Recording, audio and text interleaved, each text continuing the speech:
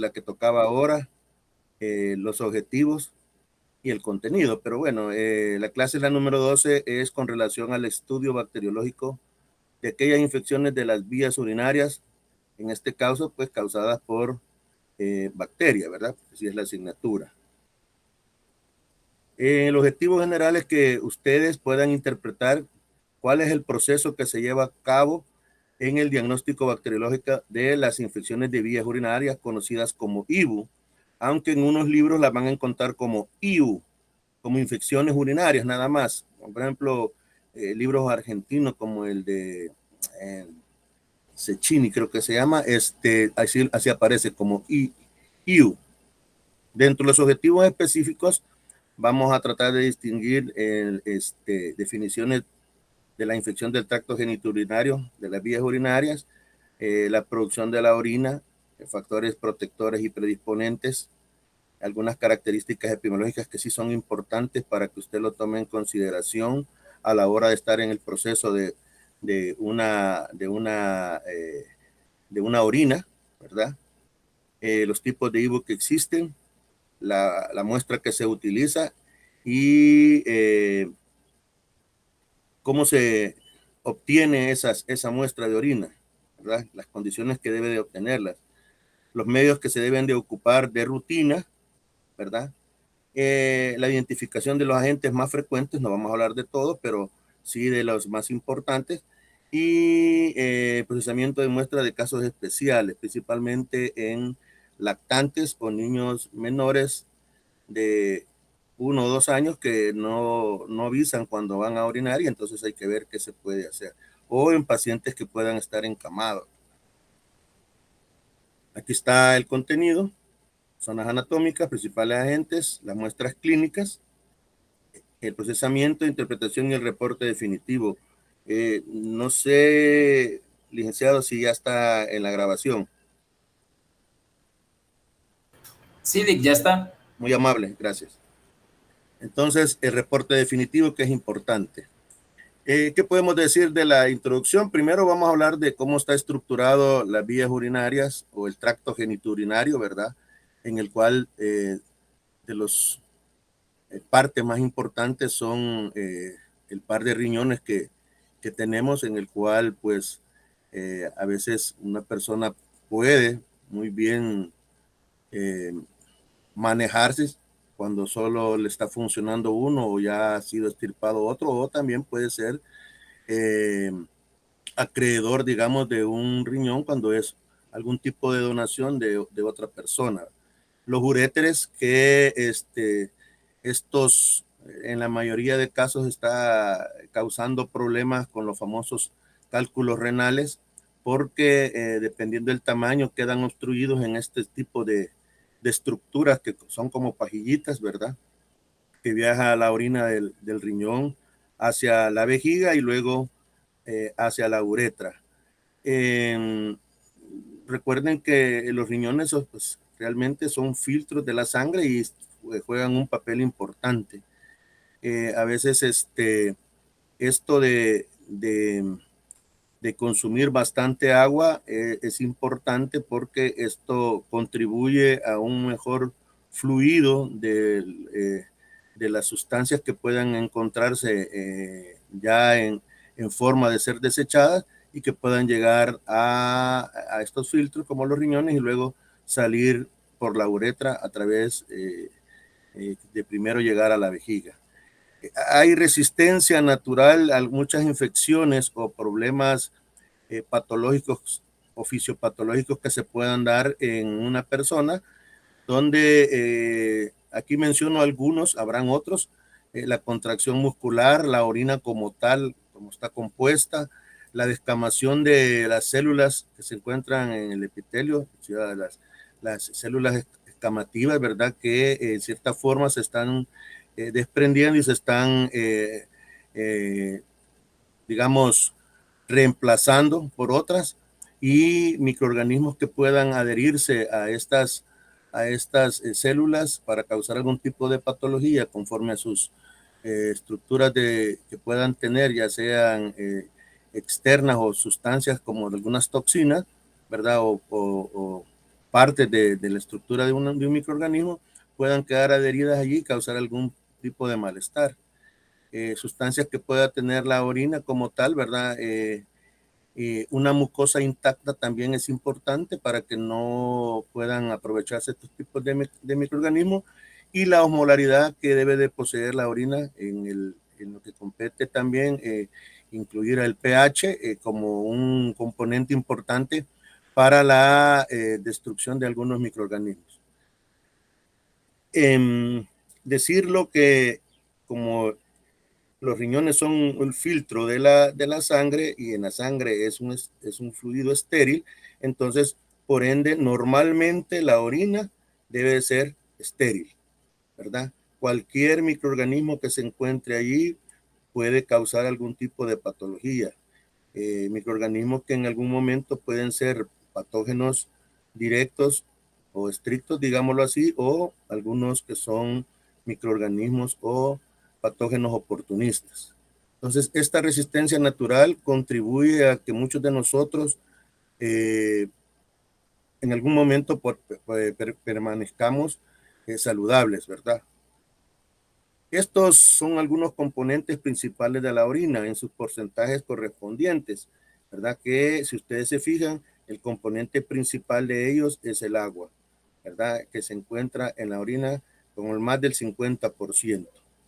Entonces es de ponerlo en cuenta. Y también la composición de una orina humana que esté fermentada. Habrán otros componentes, ¿verdad? Que se encuentran ahí, que eso ya ustedes ya los conocen, pero que son importantes para mantener esa orina estéril cuando es un paciente normal. De las zonas anatómicas más frecuentemente relacionadas con infecciones bacterianas en el tracto genitourinario, las vamos a dividir en dos. Las del tracto urinario superior, conocidas como altas, y las del tracto urinario inferior, conocidas como bajas, donde se encuentran en el riñón o los riñones, ¿verdad? La pelvis renal y los uréteres, que ya los habíamos visto acá, los par de riñones y los uréteres, que son los más principales, que transportan del riñón la orina hacia la vejiga y luego ser expulsada a través de la uretra, tanto del hombre como de la mujer. Las rutas de infecciones que se conocen hoy en día son dos, ¿verdad? La principal o la que más comúnmente se encuentra es la ruta ascendente, en el cual los microorganismos pueden trasladarse de la uretra, llegando a la vejiga, incluso llegando a los riñones. Y habrá otra ruta de infección llamada descendente, o también conocida como hematógena. Como ya habíamos dicho, que la orina los riñones son los filtros de la sangre, entonces cualquier microorganismo que se encuentre en la sangre puede llegar al riñón, establecerse allí y causar algún tipo de infección de vías urinarias. Las infecciones urinarias altas, ¿verdad? Ascendentes, decíamos, se originan en la vejiga, van a subir a través de los uretres hasta llegarse a instalar a los riñones.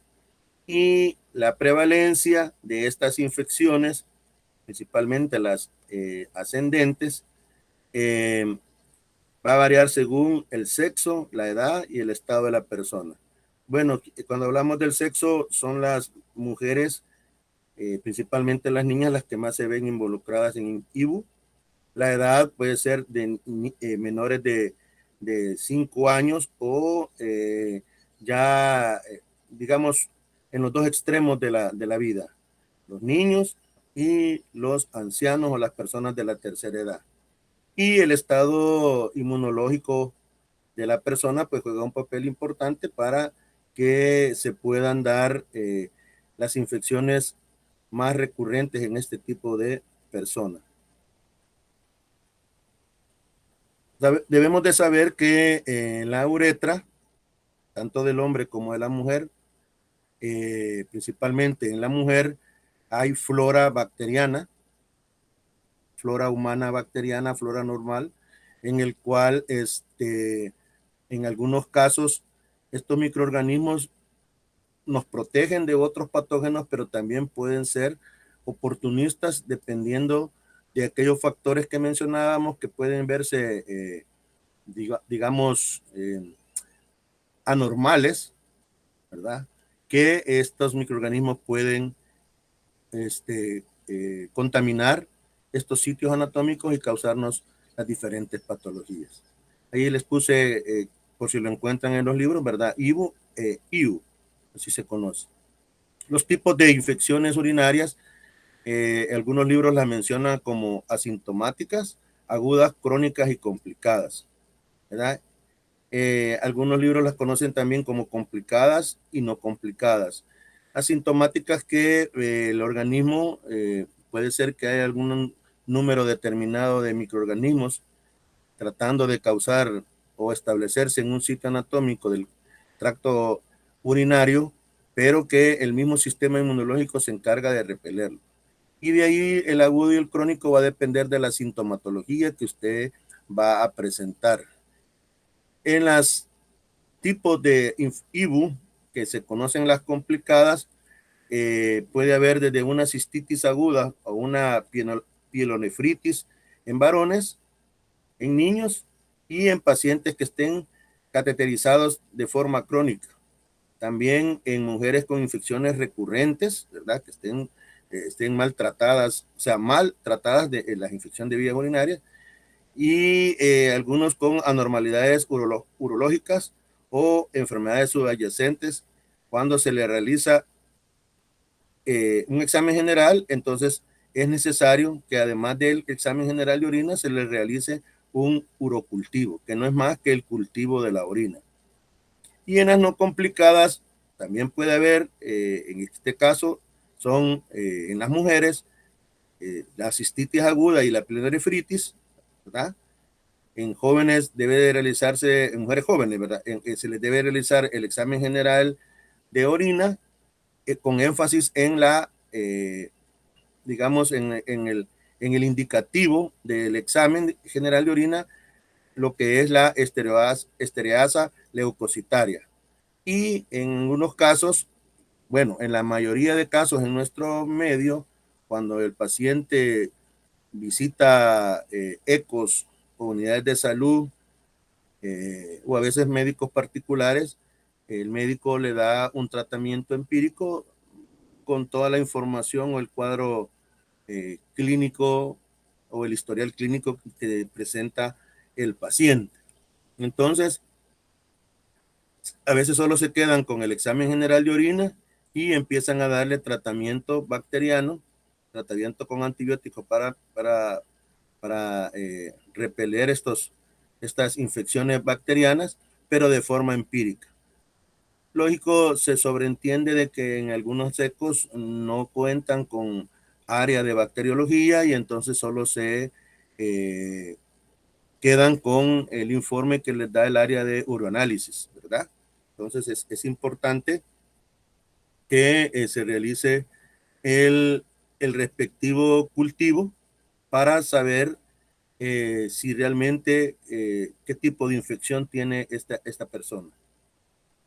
Este es un cuadro según la patogenia de las infecciones del tracto urinario, donde va por pasos dependiendo de si es una bacteria que se da de forma ascendente hasta llegar a los riñones y causar la infección de vías urinarias, pasando por los uréteres, o también cuando son pacientes, como lo habíamos dicho, con catéter urinario.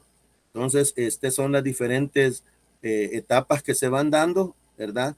Y se los dejo ahí para que ustedes vean la forma más común que se realiza, que es las infecciones de vías urinarias de tipo ascendente, ¿verdad? Las posibles causas de las infecciones de vías urinarias, en primer lugar, la mala higiene, ¿verdad? Esto es en forma general, a veces personas que no se duchan seguido, andan con la misma ropa, entonces el calor, la temperatura, el pH puede variar y entonces allí que algunos microorganismos aprovecharse de esta situación. En el caso, les decía yo, cuando hablábamos del sexo, Las mujeres son las que son principalmente afectadas y dentro de ellas las niñas, ¿verdad? ¿Por qué? Porque si ustedes ven en la figura que está aquí abajo, van a ver la cercanía que está del ano con la uretra, donde a veces, en la mayoría de casos, las madres trabajan, dejan con las personas, con otras personas, el cuidado de sus niños o niñas, y entonces a veces lo que sucede es que les ponen los famosos pampers y el niño anda la niña anda todo el día con el pamper orinándose y defecando, y es una mezcla de todo. Y aparte de eso también a veces la forma de la limpieza que hacen cuando la niña ha defecado hace de que se introduzcan microorganismos que son parte de la flora intestinal a la uretra, y así pueden darse una infección de vías urinarias de tipo ascendente, ¿verdad? La limpieza debe de ser, ¿verdad? Cuando está aquí en el ano, de esta forma hacia el lado de acá. Pero muchos lo hacen aquí y luego lo hacen para acá. Y entonces estos microorganismos que salen aquí, lo que pueden hacer, pueden llegar acá y contaminar y llegar hasta la vejiga, ¿verdad? También se están dando mucho problema laboral por infección de vías urinarias en países en vías de desarrollo, porque las famosas maquilas, ya las han escuchado ustedes, hay un control estricto de incluso de las personas que vayan al baño, o las personas, a veces la trabajadora, que están, por ejemplo, en las maquilas haciendo trabajo de telas, haciendo camisa, blusa, lo que sea, calcetines, les ponen metas que deben de cumplir para poder salir al día con su trabajo. Entonces, a veces están ahí con el gran calor aguantándose y no van porque van a perder la meta que tienen del producto que están realizando. O a veces la persona que está en la supervisión, a veces incluso hasta les controlan el tiempo para que vayan al baño, o las veces que van al baño. Entonces todo eso, pues en cierta forma, puede contribuir. La próstata también es otra posible causa de infecciones de vías urinarias. El embarazo, en la mayoría de casos, la mujer embarazada debe tener un control bien cuidadoso con relación a su crecimiento del embarazo, porque también es recurrente que se les pueda dar infecciones de vías urinarias. La actividad sexual, ¿verdad? Donde pues una persona le puede transmitir a la otra microorganismos, o también ¿cómo se llama? Los malos hábitos de tener actividad sexual también puede ser una fuente de contaminación para que se den las hijos. Y también los órganos que no están expuestos, principalmente nos referimos a la mujer, que es bien difícil. Por eso en muchas infecciones, como por ejemplo en una gonorrea, en una vaginosis, más que todo en la gonorrea, las mujeres son consideradas personas asintomáticas, ¿verdad? Por la gran cantidad de microorganismos y porque a veces no presentan síntomas. Pero todo esto es también debido al tipo de órganos que no están expuestos. Las principales manifestaciones clínicas, y eso lo vivimos mucho, bueno, cuando son las infecciones de vías urinarias altas, hay una fiebre. Estas fiebres a veces van acompañadas con escalofríos, puede haber náuseas, vómitos y dolor en el flanco, ya sea el derecho o el izquierdo, dependiendo, a veces puede ser en ambos. Estas manifestaciones clínicas deben de ser expuestas al médico para que él valore y haga un diagnóstico diferencial de otras, porque por ejemplo el famoso dolor de espalda que a veces presentan algunas personas pueden ser por una colitis, o puede ser por una infección de vías urinarias. Entonces, esas cosas a veces deben de confundir, se pueden confundir, y el médico debe hacer el diagnóstico. También la frecuencia, la urgencia y la disuria son sugestivos de infecciones que se dan a nivel de la vejiga urinaria o de la uretra. El ir bastantes veces, ¿verdad? O no estar orinando pueden ser signos de que haya una infección de vías urinarias. Y en las IBU bajas, aquí ya se complica un poquito más porque se ven comprometidos la vejiga y la uretra.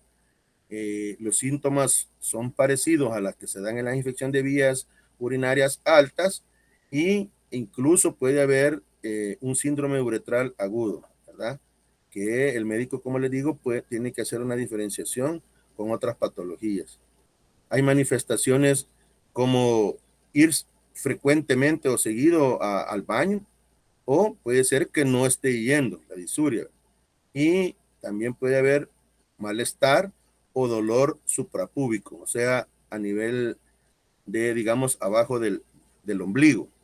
Ahí se puede ver el malestar o el dolor.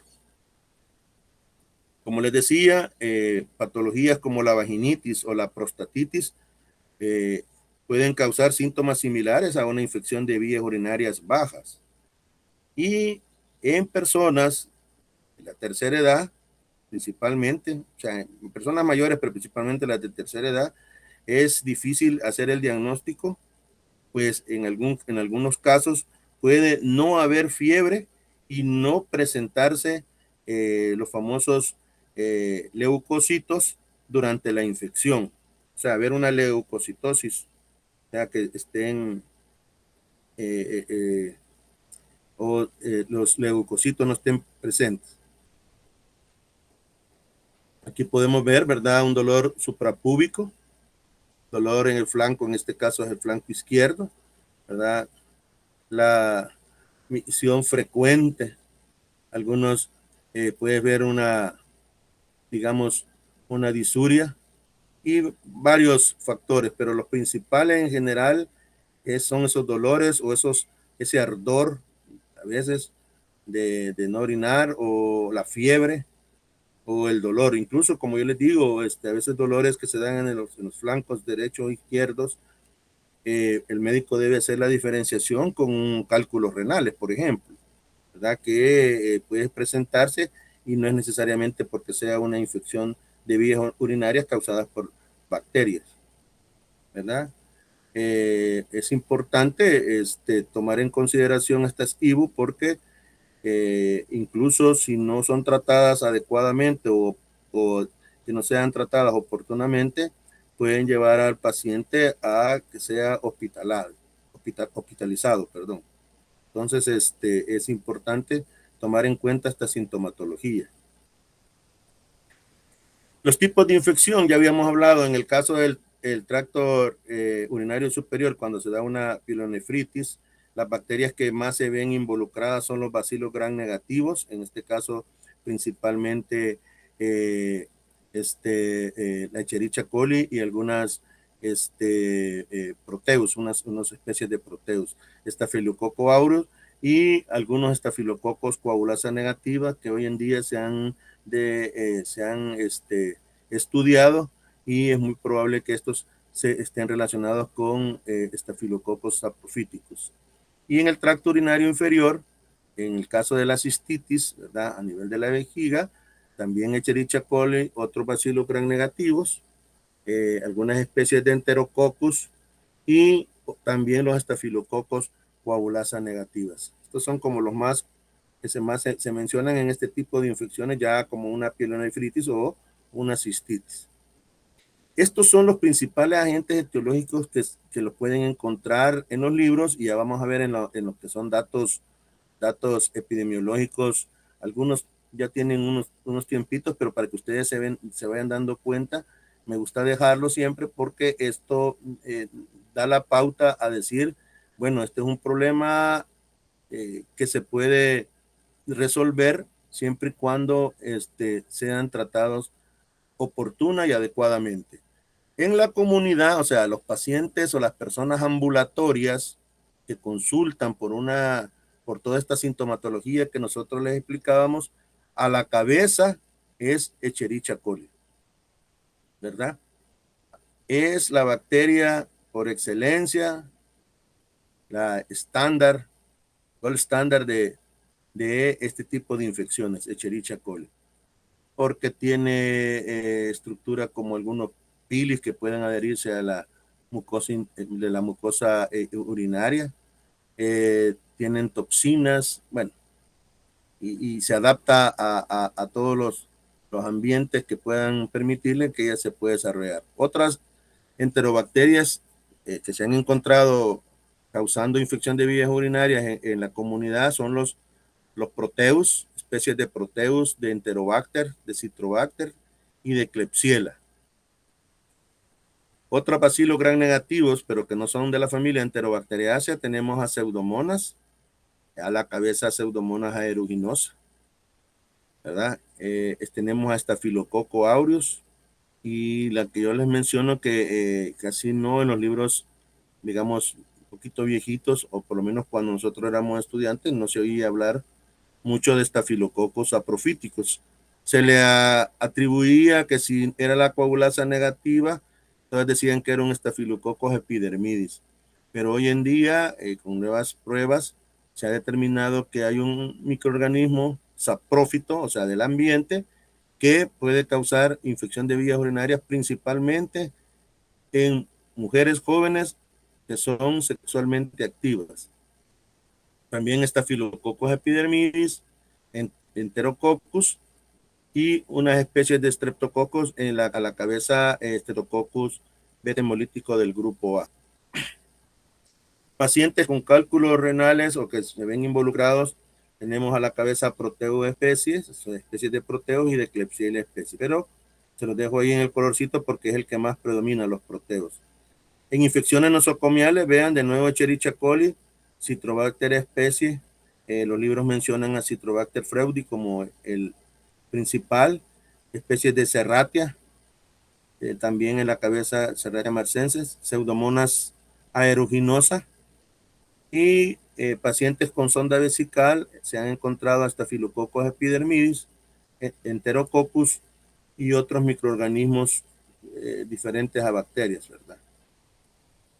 Este es un cuadro donde se presenta la sintomatología en lo que compete a signos y síntomas, ¿verdad? Las complicaciones que se pueden dar y el tratamiento que algunos recomiendan, ¿verdad? Entonces ustedes lo pueden ir viendo ahí, desde dolor o sensación de ardor al orinar, es una sintomatología, la necesidad de estar orinando frecuentemente. Hay personas que se van a sentar ahí al baño, que tienen ganas de orinar y ahí están sentados y no pueden, entonces también es otra sintomatología.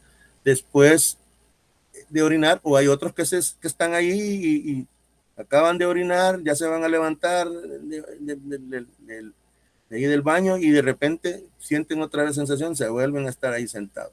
Y así pueden incluso ver sangre o moco en la orina como una hematuria, ¿verdad? Entonces, dolores, lo que decíamos, bajo del vientre, o sea, a nivel suprapúbico, también dolor durante el acto sexual, escalofríos, fiebre. Hay un montón de signos y síntomas que se puedan presentar, pero los principales que yo les decía, ¿verdad? Eran, por ejemplo, la cefalea, los escalofríos,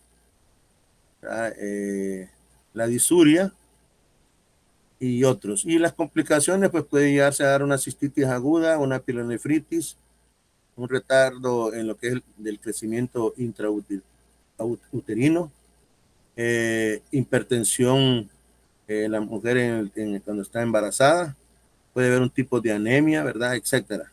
Y ahí están los diferentes tratamientos que se deben de realizar, pero a la cabeza, si es una infección de vías urinarias causada por bacterias, pues dar el tratamiento adecuado con los antibióticos que previamente o el antibiograma que previamente ha realizado el profesional de laboratorio.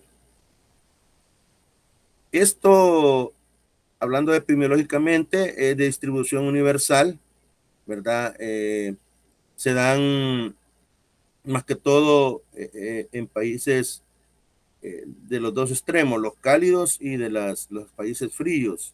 Los fríos porque la gente pasa bien cubierta por el frío y a veces no se hace tiene una mala higiene porque no se bañan a diario. y en los momentos cálidos porque se está perdiendo muchos líquidos por el calor y entonces la gente no se está hidratando y esa es una forma de aprovecharse de los microorganismos.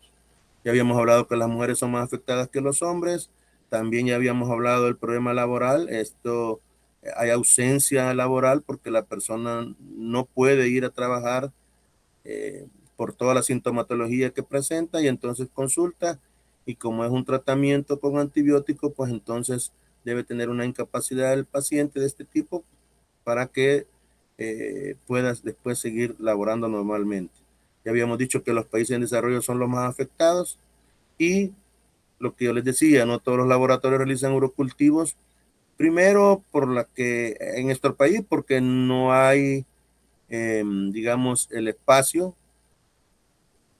Segundo, porque es muy caro mantener un laboratorio, desde los medios de cultivo, la cristalería y los equipos que se deben de tener, por lo menos lo básico, una refrigeradora de puerta de vidrio, debe tenerse un autoclave, debe tenerse un microscopio, aparte de toda la cristalería, una incubadora y también porque hay gente que no tiene, digamos, si son laboratorios privados, no tiene el efectivo para poderlo pagar, porque generalmente, y lo voy a decir así, generalmente un urocultivo es más caro que un general de orina. Un general de orina puede variar dentro de $3 a $6 más o menos, dependiendo de donde usted vaya. Un urocultivo puede andar entre 8 a 12, $15, dependiendo de dónde vaya, ¿verdad? Entonces, esas podrían ser algunas de las razones por las cuales no todos los laboratorios realizan los urocultivos. Aquí podemos ver este cuadro, lo traigo con relación a mujeres y hombres, con relación a las diferentes infecciones de vías urinarias que se pueden dar y ustedes pueden ir dándose cuenta que dependiendo de dónde sea la infección, así va a ser el porcentaje en mujeres u hombres, ¿verdad? Pues vea que en el caso de una bacteriuria asintomática, el 57% es de mujeres, el 7% en hombres. En cistitis, las mujeres van a la vanguardia, el 16% los hombres. Y una cistitis recurrente, siempre la mujer, el hombre está más bajo. Una pielonefritis también.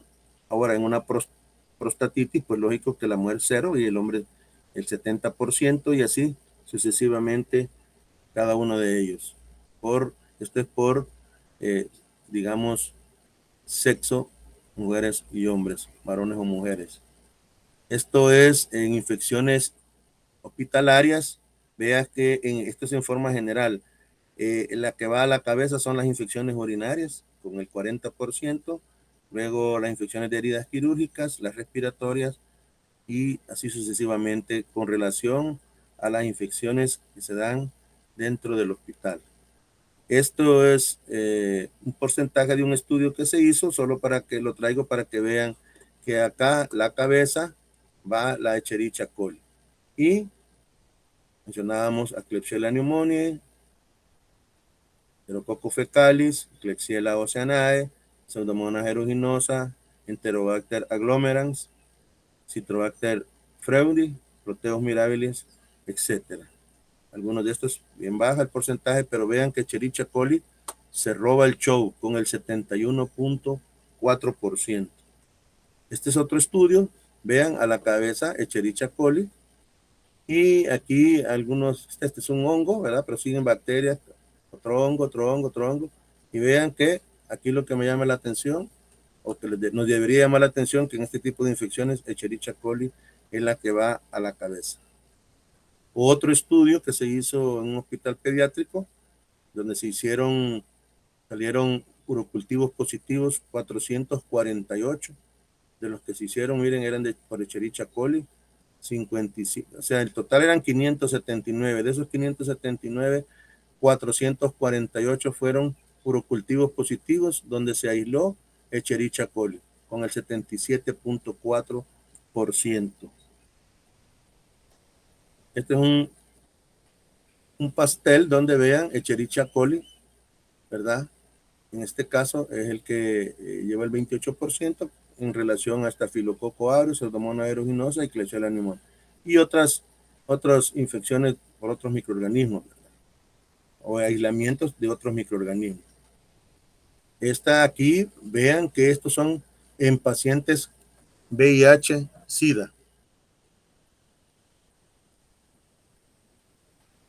Aquí podemos ver en este tipo de pacientes que Escherichia coli va siempre adelante.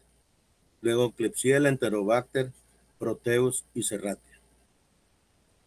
Siempre esa bacteria. Bueno, después de haber hablado un poco de esto, vamos a entrar a lo que es el diagnóstico de laboratorio de un urocultivo o de la orina para buscar bacterias. Esta práctica la vamos a tratar de hacer en el laboratorio, ¿verdad? Así que es importante. El reporte preliminar de una muestra de orina es importante. En primer lugar, primero hay que hacer el famoso examen al fresco. Cuando usted hace, no sé si ustedes ya han estado en un laboratorio, cuando usted hace el examen general de orina, consta, digamos, de dos partes. Una en la cual se hace la prueba de gris, así se conoce, que es una tira combinada, que es la que está acá, en la cual a la orina, sin centrifugar, se le coloca esta tira y ahí presenta algún informe de todos los productos o sustancias, digamos, que pueda tener la orina, que puedan reaccionar aquí, y usted lo puede poner, ¿verdad? Algunos lo pueden mencionar como positivo, negativo, etcétera. Pero también se hace el examen al fresco.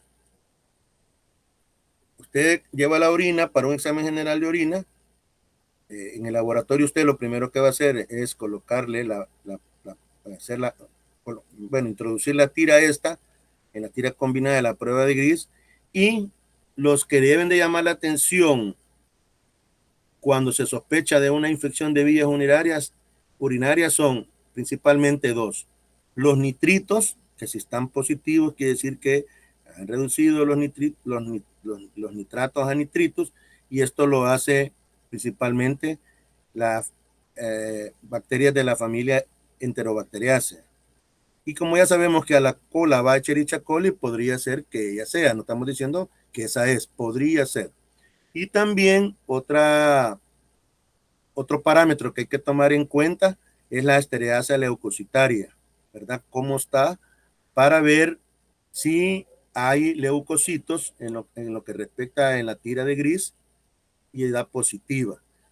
Cuando usted, después de haber hecho la tira combinada, lo reporta ahí en su libro, va a centrifugar la orina por 5 minutos y va a trabajar con el sedimento.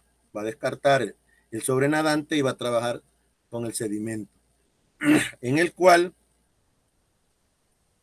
allí va a observar, puede observar bacterias y puede observar células. Dentro de ellas puede encontrar hematíes y puede encontrar leucocitos. Si se encuentran de 10 o más leucocitos por campo en el sedimento urinario y lo relaciona con la esterasa leucocitaria, entonces ahí nos está indicando que podría haber un tipo de infección. Esa es con la tira de gris. Pero en aquellos lugares donde no hay bacteriología, pero usted puede hacer la coloración de Gram, entonces usted hace un frotis a partir de la orina, pero esta orina, fíjense bien, aquí dice que no debe de ser centrifugada. En el examen general de orina, la orina es centrifugada por 5 minutos, de 2.500, 3.000 revoluciones, por 5 minutos. En este frotis que usted va a hacer, la orina no debe de estar centrifugada. Usted toma con una asa o con una pipeta, coloca en el portaobjeto, espera, lo esparce, ¿verdad? Espera que seque, y hace la coloración de Gram. Si en la coloración de grano usted observa de uno o dos microorganismos por campo, la literatura no dice cuántos campos, yo no lo he encontrado. Pero si usted encuentra de 1 a 2 bacterias, digamos, por campo, entonces eso es indicativo de una bacteriuria. ¿Y qué es una bacteriuria significativa? En esto me relaciona a que si yo encuentro de 1 a 2 microorganismos por campo en orina no centrifugada, que podría ser que la persona tenga más de 100,000 UFC, que son unidades formadoras de colonia, por mililitros de orina. Y esto me indica que la persona tiene una IBU significativa o una IBU verdadera, ¿verdad? Hay indicaciones que se deben de dar para el urocultivo. Primero, el frasco, ¿verdad? Antes se utilizaban los famosos frascos de vidrio, aquellos que no le vamos a hacer propaganda, pero se conocen como frascos Herbert. Que no solo el Herbert es la marca, pero están los Hayes también. Pero ahora se recomienda que sean frascos plásticos, pero de un plástico, ¿verdad? Algunos mencionan que el polietileno es uno de los mejores. Debe ser limpio, de boca ancha, de cierre hermético y de plástico. Si no hay de plástico, pues usted puede usar de vidrio. Pero hoy, si usted está viendo este frasco, es el que, por ejemplo, hace como dos días yo fui al seguro y fui al laboratorio y allí tenían los frascos que ellos proporcionan, que vienen en bolsa y son plásticos. Ellos tienen el mismo tanto para general como para urocultivo, pero lo importante que el frasco debe de ser estéril si es para un urocultivo. Si es para un general, no es necesario que esté estéril, pero como la persona hoy así los están comprando, ¿verdad? Entonces los dan estériles. Debe ser estéril, de boca ancha, de cierre hermético, ¿verdad? Para poder proporcionar la orina. La orina que se proporciona, el paciente debe saber si es para un general o es para un urocultivo. Si es para un general, algunos libros dicen que puede ser, ¿verdad?, entre 40 y 50 mililitros de orina que puede llevar el paciente. Algunos pueden llevar un poquito más. Pero si es para un urocultivo, entonces con 10 mililitros es súper más que suficiente para hacer el examen. Ya vamos a ver el por qué. Ahora, si al paciente le han dejado los dos exámenes, entonces las indicaciones que se le van a dar al paciente son como que fuera para un urocultivo. Y al llegar al laboratorio debe de pasar primero el frasco con la muestra, en este caso de orina, por el área de bacteriología. Se procesa ahí y luego se envía el frasco al área de uroanálisis. Puede ser que el paciente lleve dos frascos, uno para el área de bacteriología y otro para uroanálisis. No hay problema.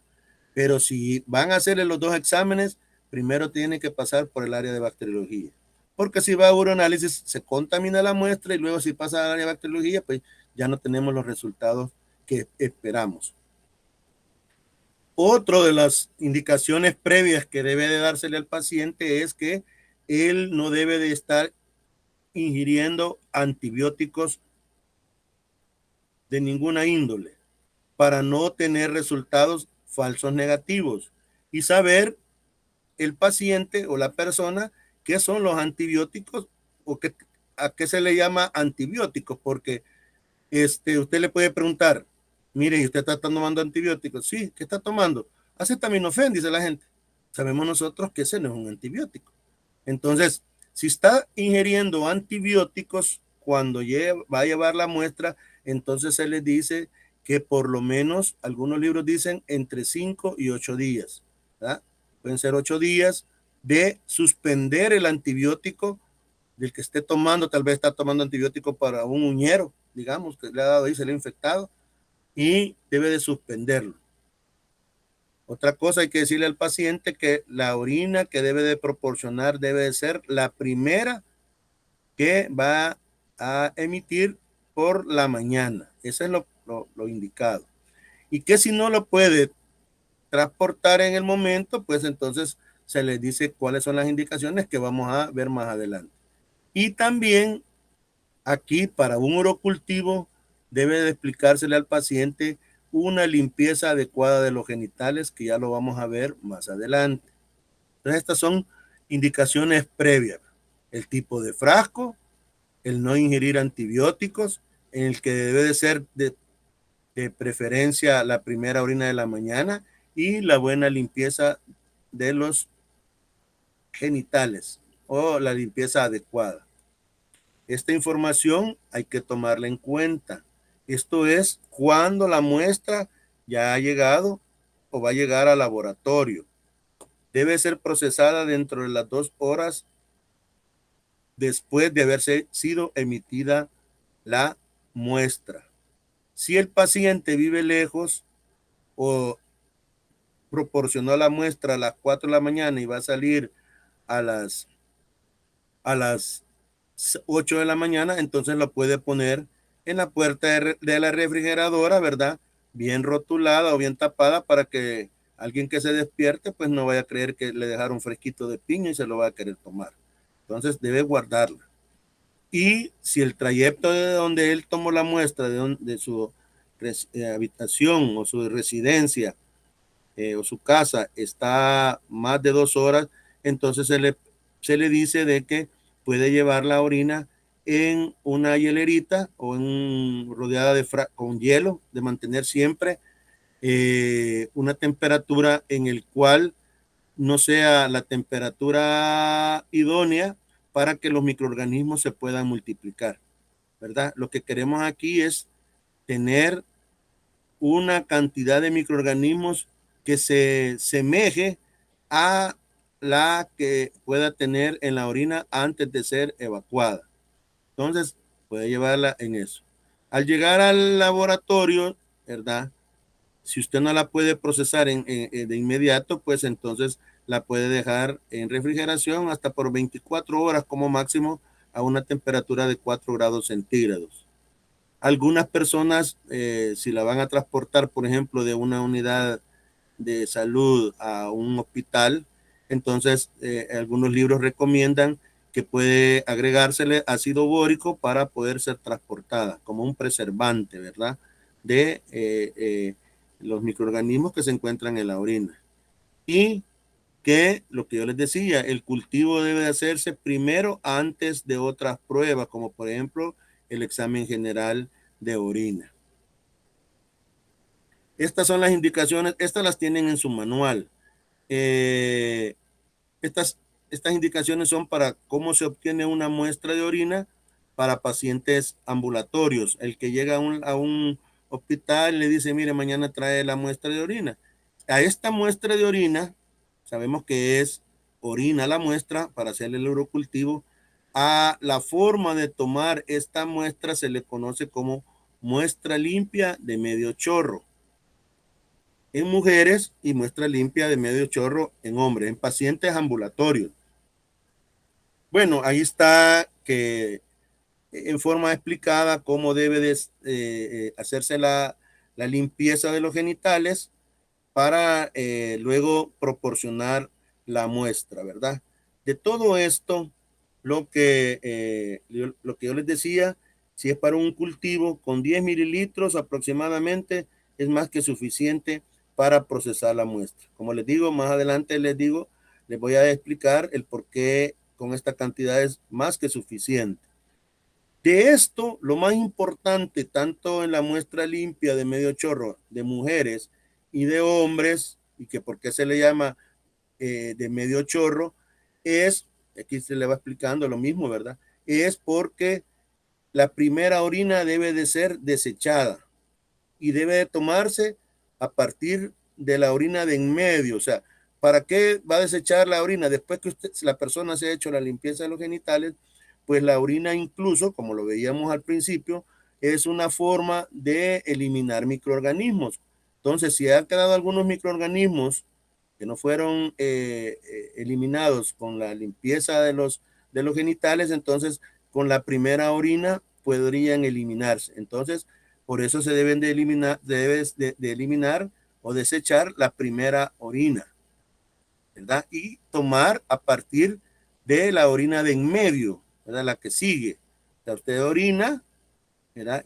Calculando de que le quede orina para agregarla al frasco, y luego la coloca en el frasco, que hasta en ese momento se debe de abrir el frasco en el cual usted va a depositar esa orina, ¿verdad? Por eso dice recoger la parte media del chorro de orina, tanto en el hombre como la mujer, ¿verdad? Como digo, es más fácil adquirir la muestra de orina de un hombre que de una mujer, ¿verdad? Pero incluso la flora es más abundante en lo que es la uretra de la mujer que en la del hombre.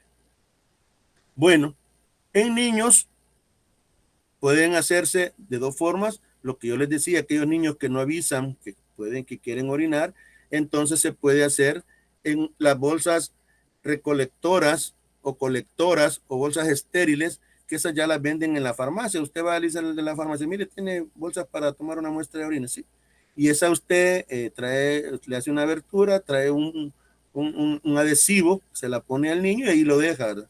Y el niño cuando orina, pues no es necesario que le avise, y así como está esa bolsita, así la lleva usted al establecimiento de salud en lo que compete al laboratorio, al área de bacteriología, a entregar la muestra que va en esa bolsa. Ya el profesional debe de tener la asepsia adecuada a la hora que va con la misma asa caliente, puede abrir la bolsa y tomar la muestra de orina.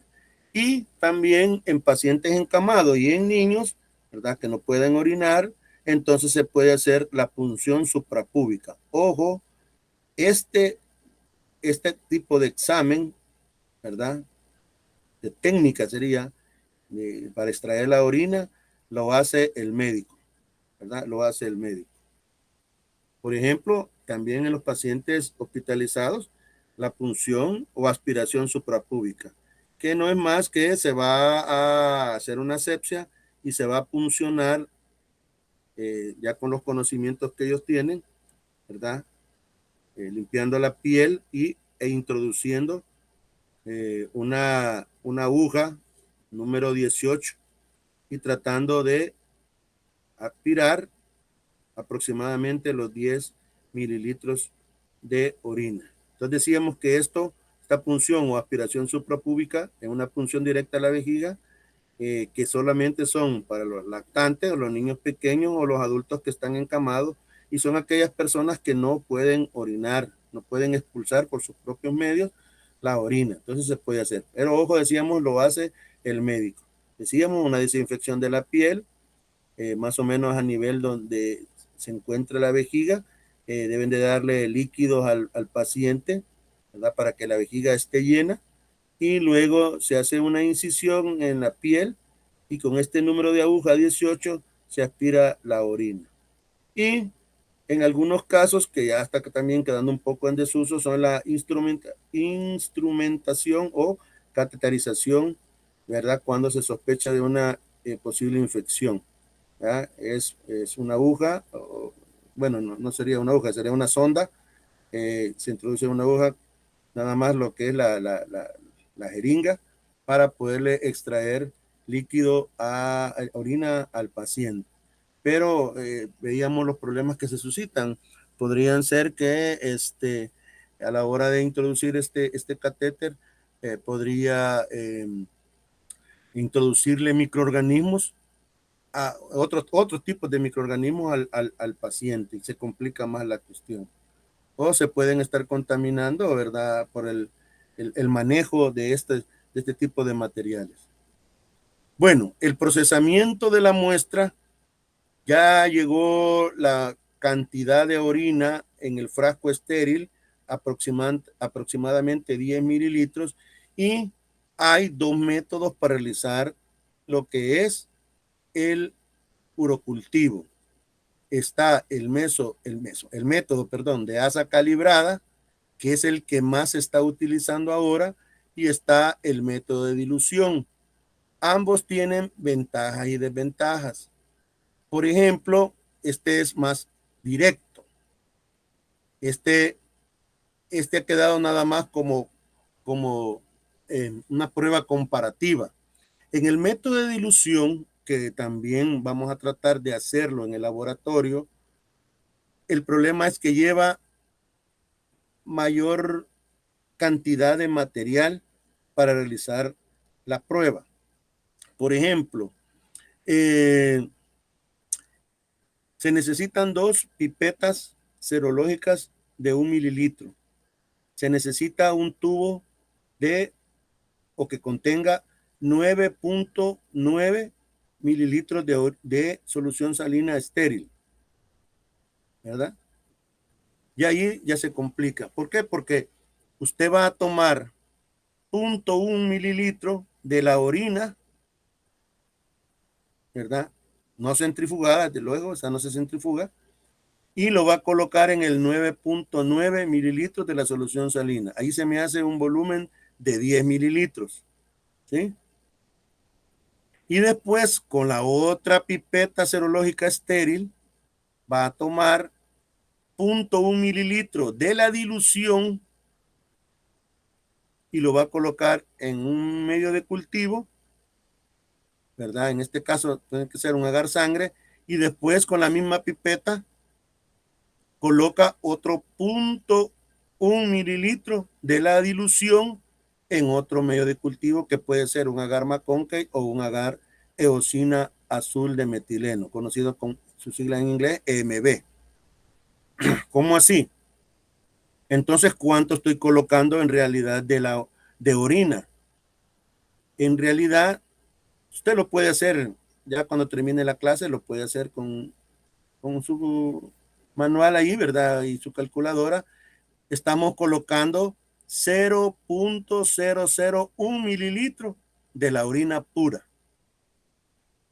¿Por qué? Porque colocamos al inicio 0.1 de la orina pura en 9.9 mililitros de solución salina al 0.85% estéril.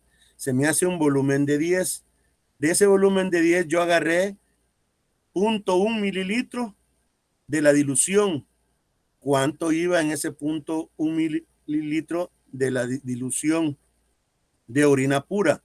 En total iba 0.001 mililitros de orina. Por eso, esto que va aquí, ve. Por eso, si ustedes ven este asterisco, me indica que es lo que se coloca o es el asa calibrada con la cual se toma la cantidad de orina. Este método de dilución, por eso debe ser, es más cuidadoso porque se le pide que coloque 0.1 mililitros, pero a la hora de estarlo haciendo podría ser que coloque un poquito más, un poquito menos. Entonces está quedando en desuso, por eso. Y se trabajó más en que se hiciera más práctico, más rápido y de menos costo en relación a los materiales, porque los materiales hay que utilizarlos y previamente han pasado por el proceso de esterilización a través del autoclave o del horno que se puede utilizar, ¿verdad? El horno eléctrico. Entonces, el que más se utiliza es el método de la asa calibrada. Es un método semi-cuantitativo porque vamos a tratar de contar más o menos cuánto hay de microorganismos, y lo que se hace que es una inoculación en la superficie del medio, en lo que es la técnica, y extensión en la placa. Con el asa calibrada, ya lo vamos a ver más adelante cómo se hace, pero con el método de dilución, el 0.1 mililitro que usted tomó de la dilución se coloca en el centro, y con el asa normal, ¿verdad?, que no es de nicromo o platino, entonces usted hace estriados hacia los 4 lados, digamos, hacia un lado, luego hacia el otro lado, luego le da vuelta a la placa y lo hace. Eso lo vamos a ver en el laboratorio para que lo podamos comprender. Pero en el asa calibrada es diferente y ya lo vamos a ver más o menos en una figura.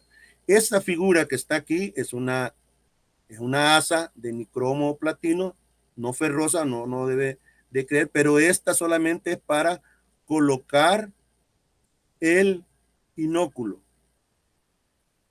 Hoy en día se están utilizando, y las que vamos a usar nosotros son asas descartables, o sea, de plástico, para que cuando este anillito no se vaya a abrir mucho y vaya a tomar más cantidad de muestra, o se vaya a cerrar y vayamos a tomar menor cantidad de muestra.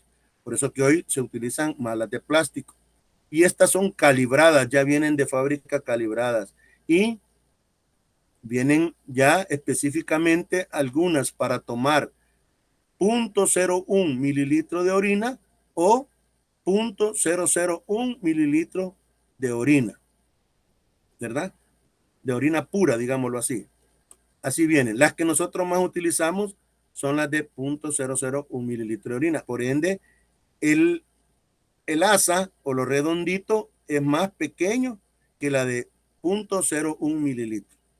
Por ejemplo, las de 0.01 mililitros son unas, las que nosotros tenemos son unas azules, pero están unas amarillitas que son de 0.001 mililitros. Son las que en los laboratorios más utilizan porque después usted tiene que multiplicar por un factor.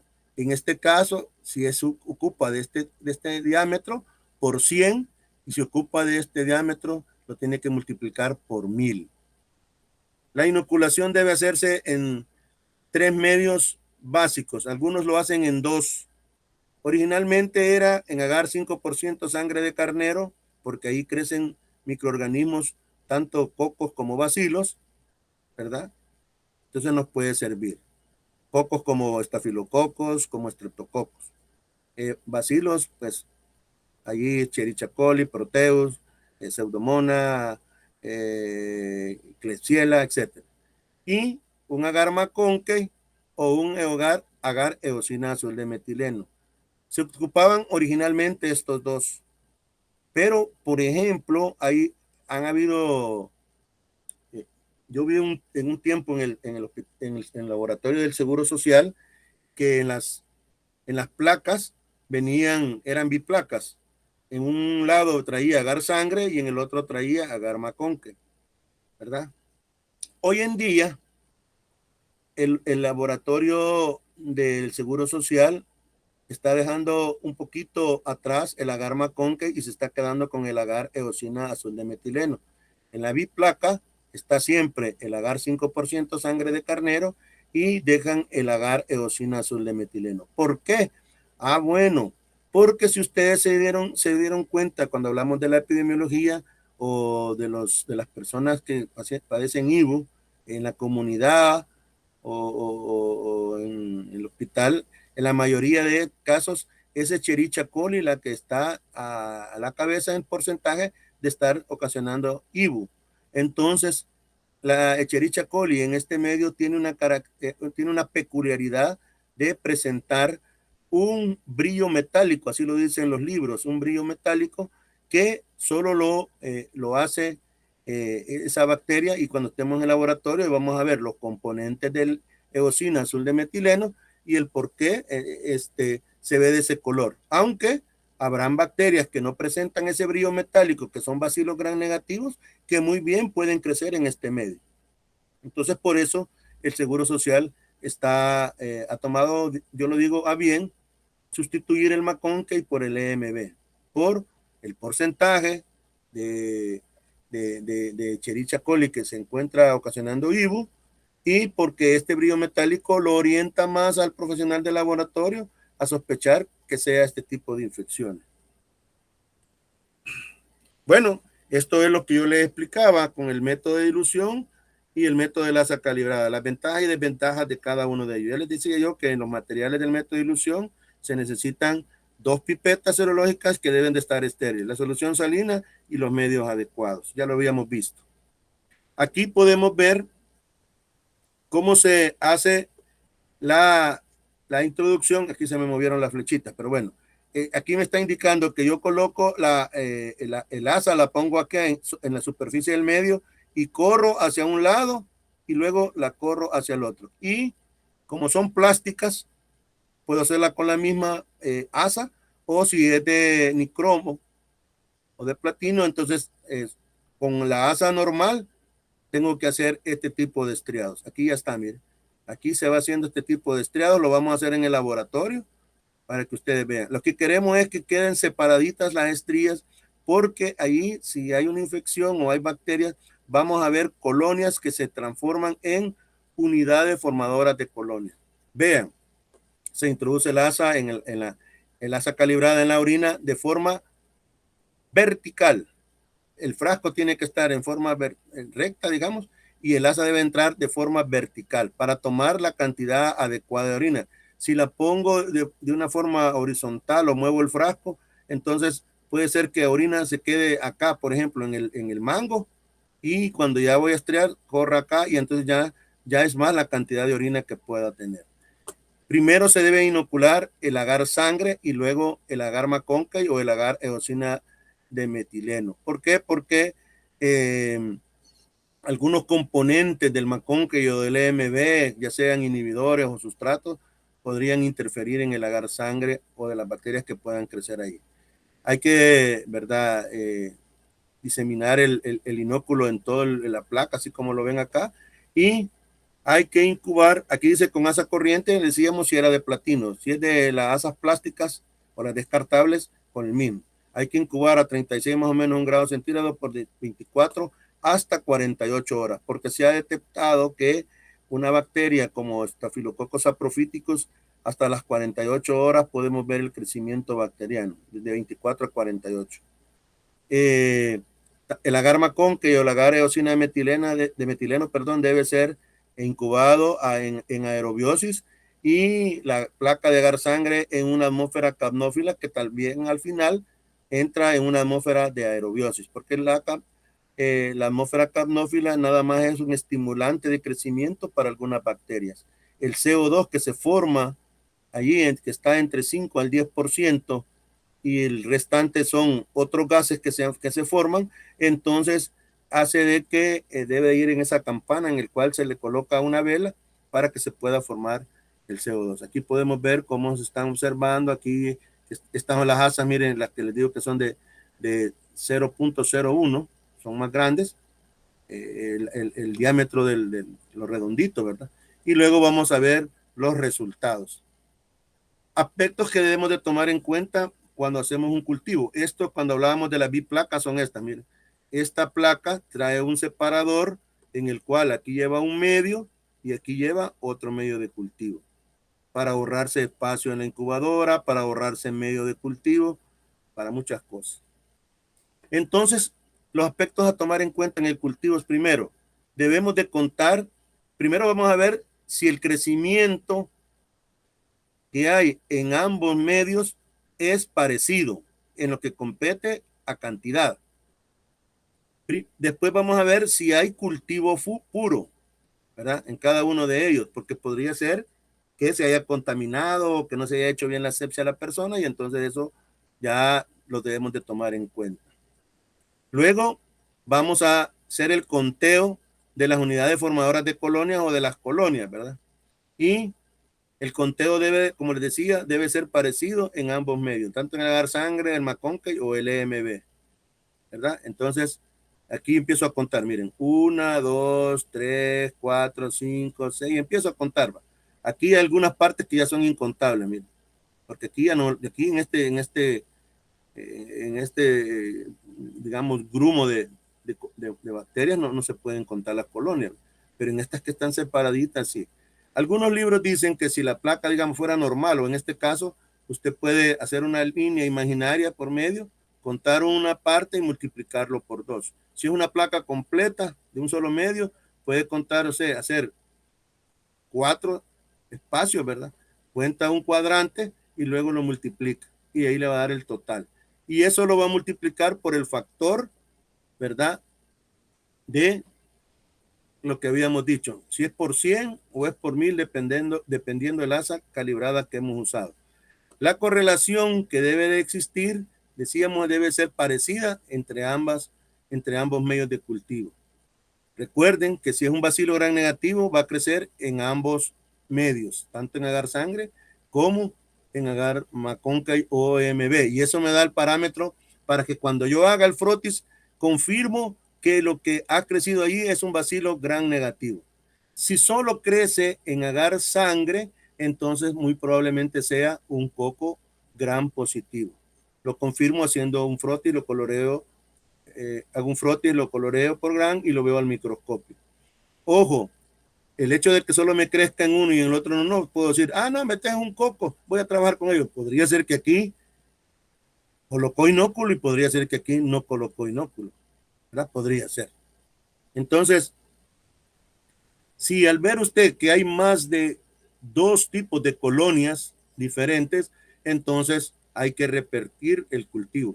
Las infecciones de vías urinarias casi siempre son por un solo tipo de microorganismo, ¿verdad? Porque recuerden que decíamos que la orina es estéril. Entonces solo tiene que haber uno. Pero se han dado casos en que pueden haber 2 tipos de microorganismos causando infecciones, ¿verdad? Entonces serían polimicrobiana. ¿Va? Aquí, por ejemplo, en este medio de cultivo, que es un McConkey, al solo verlo, hay de 3 a 4 diferentes tipos de colonias. Entonces allí no puedo proseguir yo. Allí debe repetirse el cultivo y darle de nuevo las indicaciones al paciente para tomarse de nuevo la muestra clínica. O podría ser que el medio no le hicimos el control de esterilidad y esté contaminado y cuando ya es trío y lo pongo a la incubadora, las bacterias crecen. Vean, este es un cultivo que tiene más de 100,000 UFC por mililitro de orina. Y esto está diciendo que este es el mismo, este medio esta bacteria es una lactosa positiva y esta es una lactosa negativa. Que todo esto me ayuda a proseguir con la identificación bacteriana.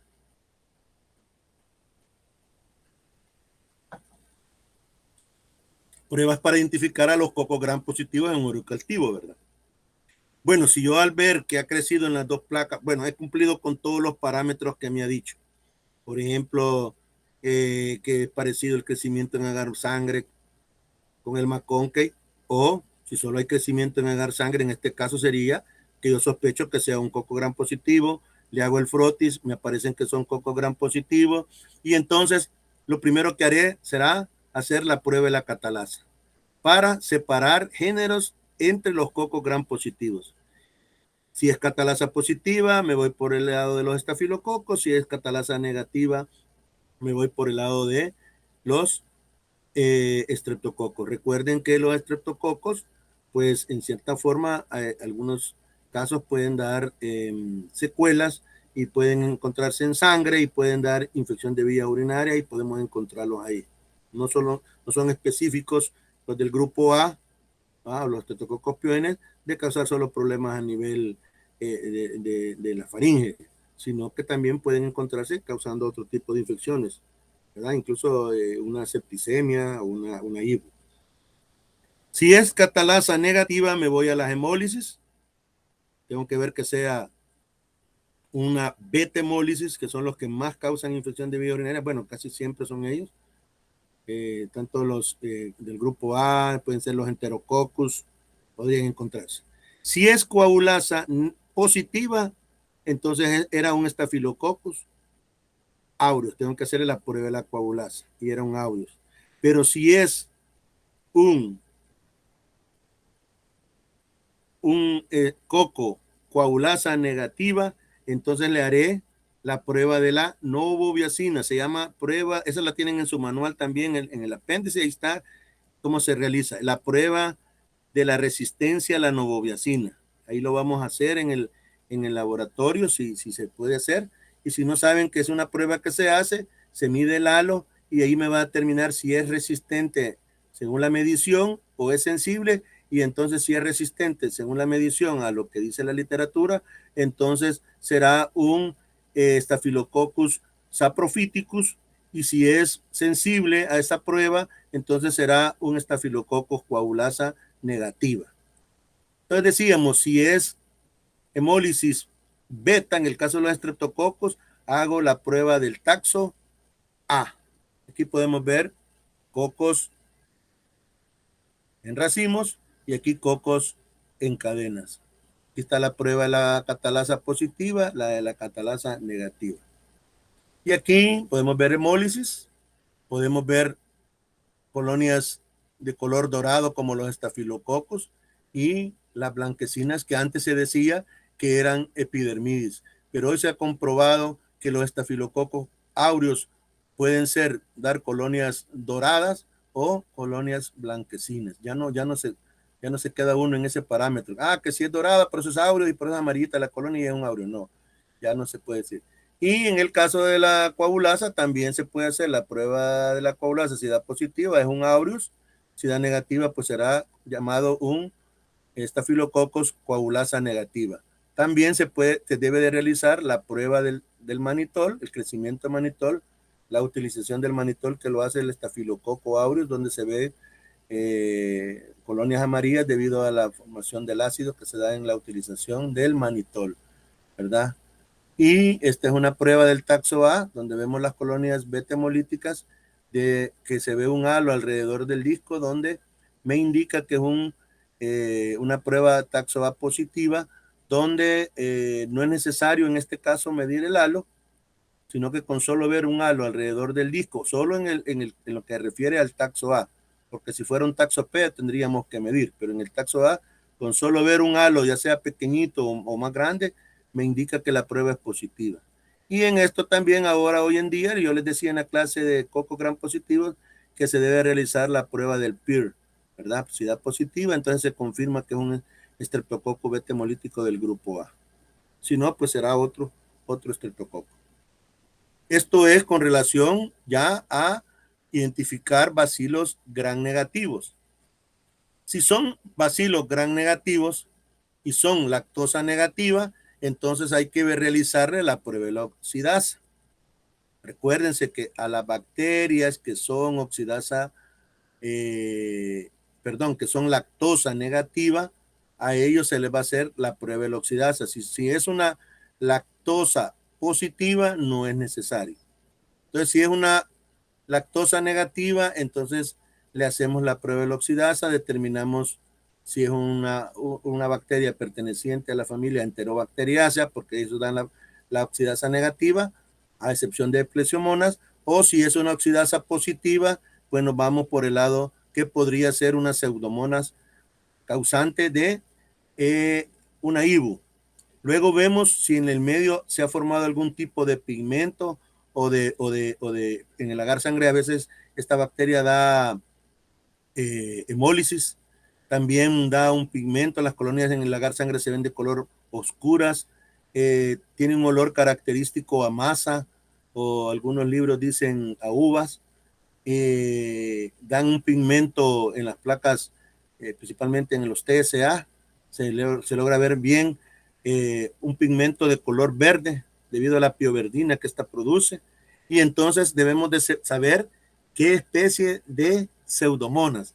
Oxidasa positiva y todas estas características me orientan a que es una bacteria que pertenece a esta familia, a la familia Pseudomonadaceae. Entonces hago esta prueba y para confirmar la especie hago la siembra de un medio de cultivo y coloco a esta bacteria en un tubo de 42 grados centígrados, ¿verdad?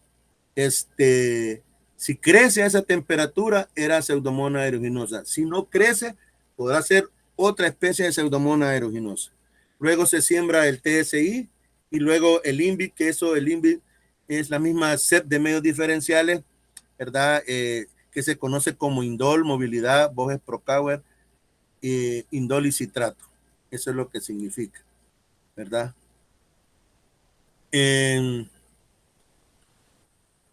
No, perdón, indol, la M quiere decir metilo.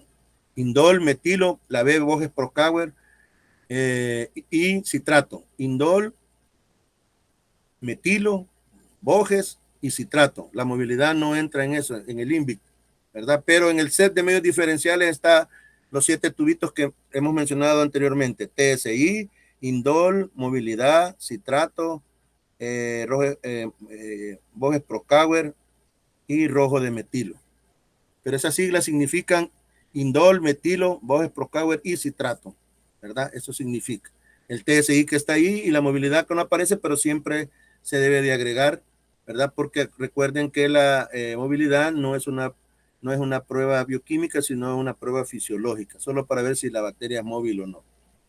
Luego acá, si la bacteria son lactosa positiva, entonces directamente obviamos lo que es la prueba de la oxidasa y nada más hacemos el TSI, el INVIC, la urea y la movilidad, ¿verdad?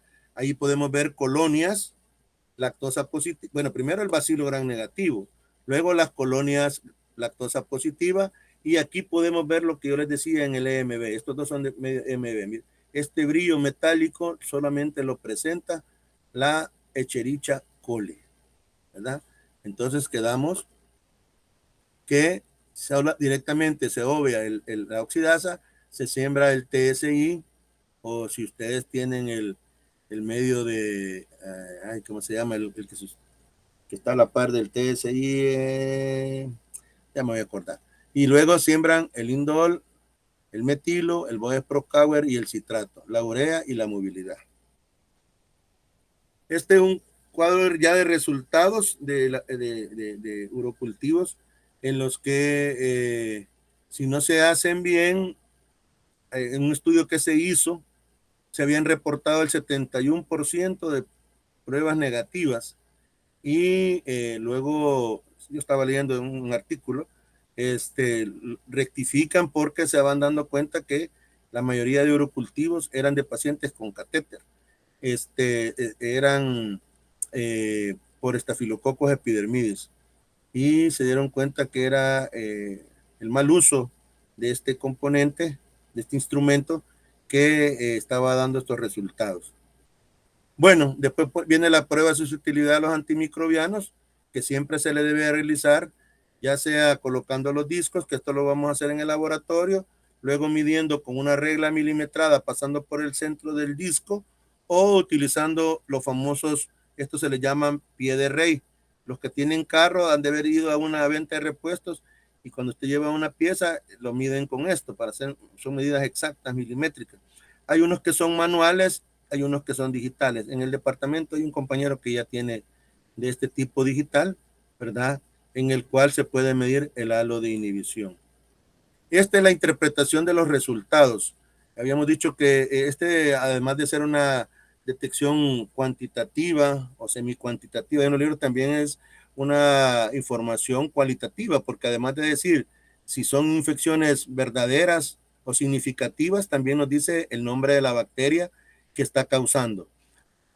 Los parámetros que se toman y los que toman este país, porque habrán otros países que toman y por eso los traigo, el libro de Kahneman lo menciona, por ejemplo, nosotros utilizamos el recuento de unidades formadoras de colonia conforme a los criterios de CAS.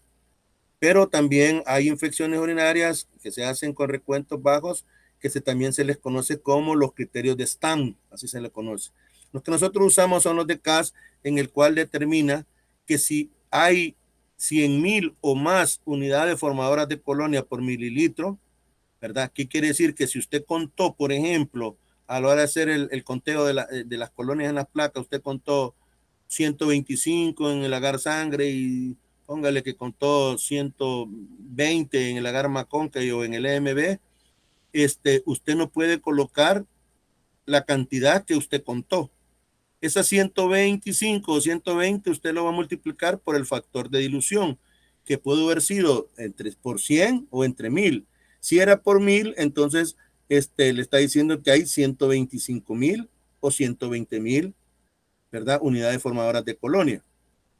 No son colonias, ahí se llaman unidades formadoras de colonia, porque todas esas que están en esa colonia son microorganismos que formaron esa colonia, por eso se llaman unidades formadoras de colonia. Entonces, esto cuando usted lo va a reportar, no va a decir 125,000 en halagar sangre, no, usted va a decir que como sobrepasa de 100,000, entonces se dice es más de 100,000 UFC por mililitro de orina o mayor de 100,000 UFC por mililitro de orina. Si está entre 10,000 y 50,000, podría ser que sea una infección o probablemente sea una infección, pero no está muy definida porque tal vez no está dando la sintomatología, digamos, adecuada para determinar si es una identificación o no están bien asentadas la sintomatología. Y si hay de 1,000 a 10,000, puede ser que sean en casos especiales por el tipo de paciente o que sea una contaminación, ¿verdad? De la mala limpieza o a la hora de procesar la muestra. En los criterios de STAN, ¿verdad? En las mujeres asintomáticas son nada más 10 a la 2, ¿verdad? Solo tienen que multiplicar 10 por 10. En los hombres, 10 a la 3. ¿Verdad? Y en pacientes que tengan, que ha sido la muestra extraída por una punción o aspiración suprapúbica, cualquier crecimiento que se encuentre ahí es significativo de una infección. Son según los criterios de STAN, según los criterios de CAS, son estos. Como les digo, los que nosotros usamos en nuestra área aquí, hablando epidemiológicamente, son los criterios de CAS. Este es un reporte, según los recuentos, ¿verdad? Si es de 0 a 10,000, entonces el urocultivo se reporta como urocultivo negativo a las 48 horas de incubación a 37 grados centígrados. Si hay entre 10,000 y 50,000, usted tiene que decirle que sugiere repetir el cultivo para confirmar si se mantiene esta cantidad o aumenta. De 50,000 a 100,000, usted tiene que reportar la bacteria que usted aisló. Por ejemplo, en este caso, yo les pongo aquí 75,000. Ahí les pongo, si ahí la proteomirable 75,000 UFC por mililitro de orina, más la sensibilidad a los antimicrobianos. Ya será el médico el que determina cuál será el tratamiento a seguir con este paciente.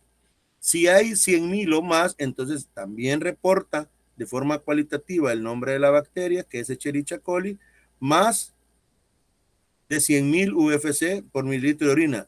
Esto le indica al médico que hay una infección significativa, una infección de vías urinarias significativa. Y a la par de él tiene que ir la sensibilidad a los antibióticos. Este es digamos, una matriz de lo que nosotros tenemos en el área de bacteriología, porque a veces se hacía antes que se podía a las personas que llegaran o estudiantes o por personal administrativo docente o personas de afuera que quisiera que se le hiciera un examen, un urocultivo, pues se les hacía. Ojo, tienen que fijarse que esto lleva 2 fechas. La fecha cuando usted recibe la muestra y la empieza a procesar. El número de exámenes que usted le va a poner, el nombre del paciente, la edad del paciente, el hospital de donde proviene, el servicio, ¿verdad? Si está encamado, el doctor que la está solicitando, ya vean el nombre ahí, la muestra que en este caso es orina y el tipo de examen que se le está realizando se llama urocultivo, o sea, cultivo de orina. Los resultados, primero el reporte preliminar, este no lleva reporte preliminar, no es así como un LCR, como un hemocultivo, este no lleva, principalmente el LCR. El cultivo, si ahí la Staphylococcus saprophyticus, más de 100,000 UFC por mililitro de orina, ¿verdad? Y el antibiograma, sensible a qué antibióticos, si hay un intermedio y resistente a qué antibióticos. Aquí no sé si está en cursiva, si no la veo bien, pero si no está, punto menos. Y la fecha, esta fecha va a ser la fecha que usted va a dar el reporte del laboratorio a la persona que se lo está solicitando. Pues aquí lo hemos puesto 3 días después, si digamos que fue el 26, que hoy lo recibimos, y el viernes ya pueden estar los resultados. Pero podría ser que el paciente no llegó o no se lo solicitaron y llegó 15 días después, entonces va a poner la fecha usted del día que lo vayan a reportar. Y aquí creo que no sale, pero lo más importante, aquí está, no se ve muy bien, que lleva la firma suya, no sé si no salió, y el sello de la Junta de Vigilancia que lo acredita a usted como profesional de laboratorio. No, estas son el esquema que nosotros tenemos. Puede ser que cambien otro, el seguro a veces tiene, atrás ya tiene los nombres de los antibióticos que ellos tienen en el esquema y usted solo le va a poner si es sensible, resistente o intermedio. Hay otras que tienen que escribirlo. Bueno, no sé si tienen preguntas. Si no, pues les agradezco. Me dicen, ¿verdad? Y pues en el transcurso del ¿cómo se llama? Del, del día les vamos a subir ya a la plataforma la clase con la grabación. Si pueden quitar la grabación, licenciado.